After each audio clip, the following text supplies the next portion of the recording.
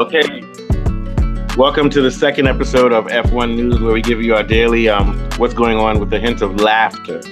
Okay, so today we're going to talk about the situation between this situation between Vasseur and Hamilton, which people are trying to play down, but it's a big situation. It's rooted in the frustration that Hamilton and Leclerc had, where they had swaps. I think Hamilton not demanded, but he asked for a swap because he felt that he could catch Antonelli and he was on a better strategy.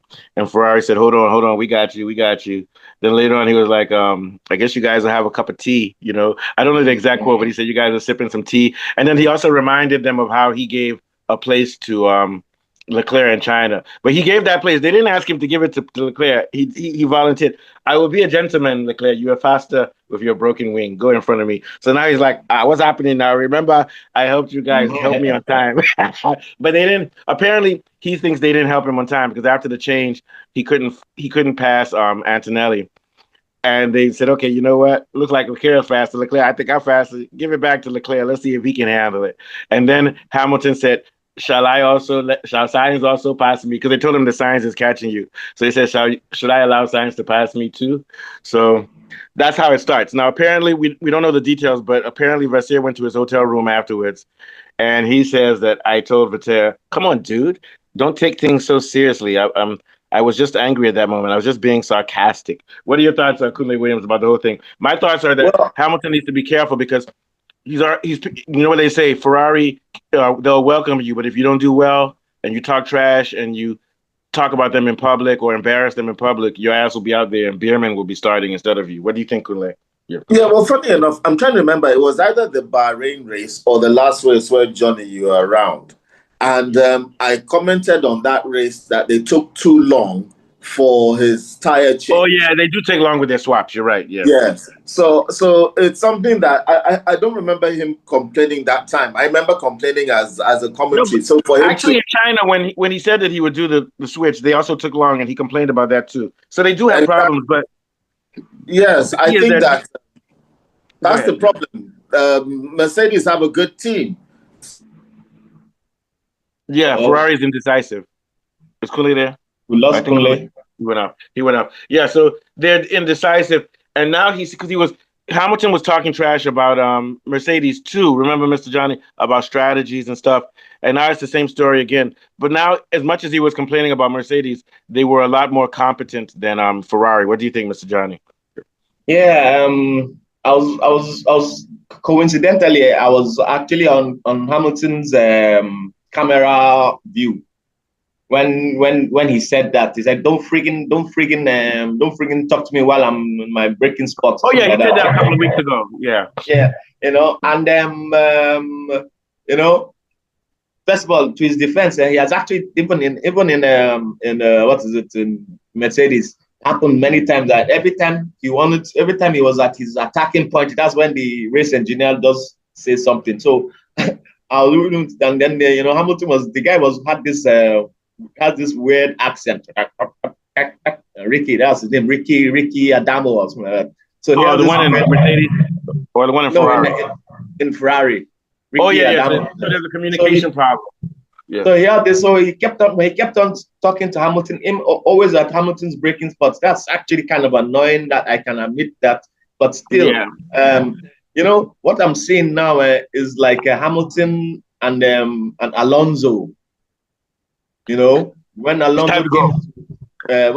came to McLaren Mercedes, and then Alonso was expecting to be treated as number one, and then he didn't feel that he was world champion coming from Benetton, and he joined McLaren Mercedes, and so he felt that he wasn't being treated nicely as a world champion, and that I think and other things were happening, but Alonso somehow became the bad guy in between Hamilton and this is what's happening now. Now it's Hamilton. He's now the bad guy in a way, because like he's expecting people to actually treat him like actually walking on eggshells around him.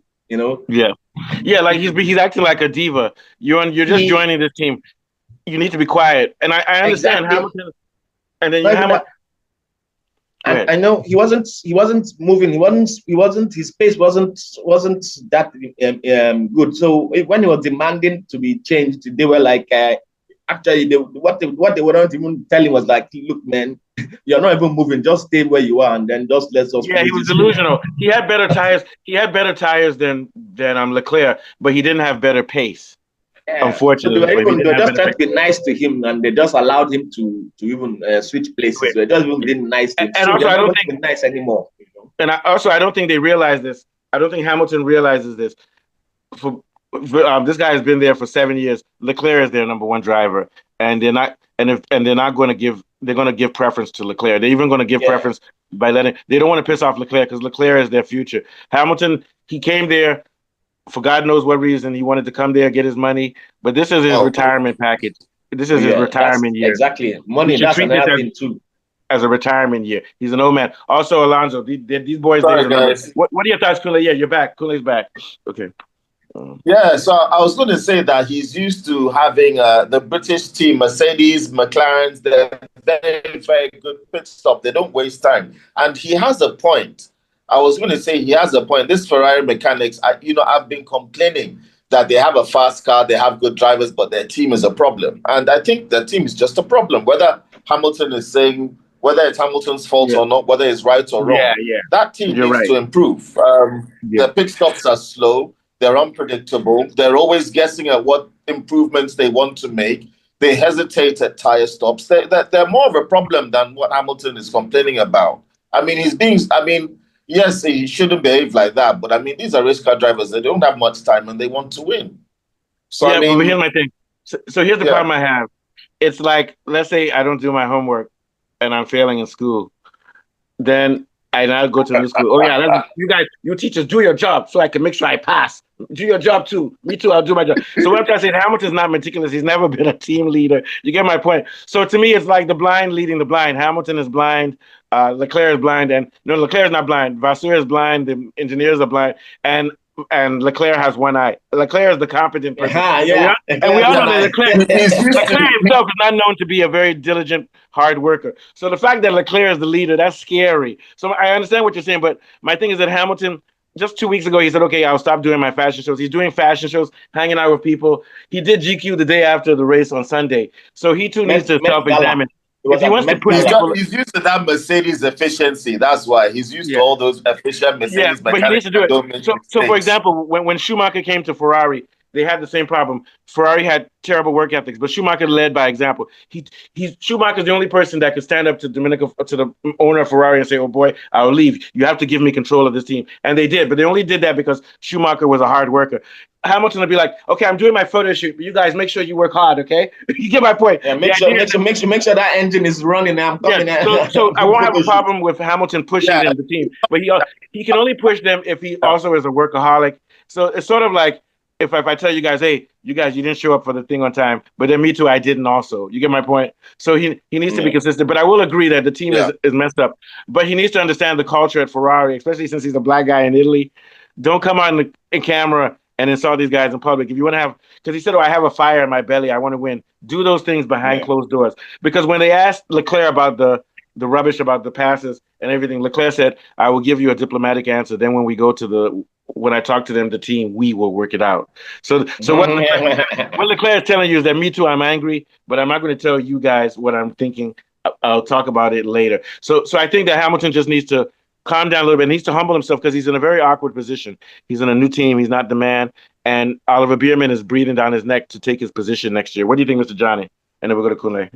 Yeah. I don't think, Hamilton, he has experience. So he should know and should act like he has experience, okay, this is not, as in, he knows how to work it. I mean, he has worked it 7 times before. So he should actually, be that like a big brother even to Leclerc. Leclerc, yeah. And also he needs to realize that it's not worth fighting and causing a scene for all of us to talk about now over 7th and 8th position.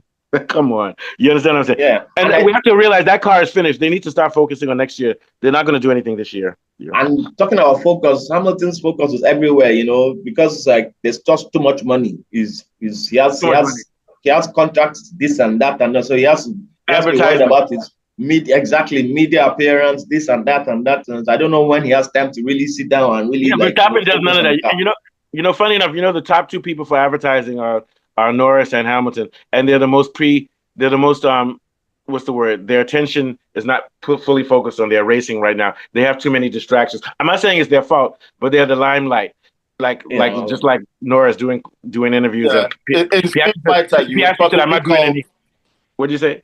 Yeah. In Street Fighter, you probably call Lando Norris and Hamilton Ken, and then you call Verstappen Ryu.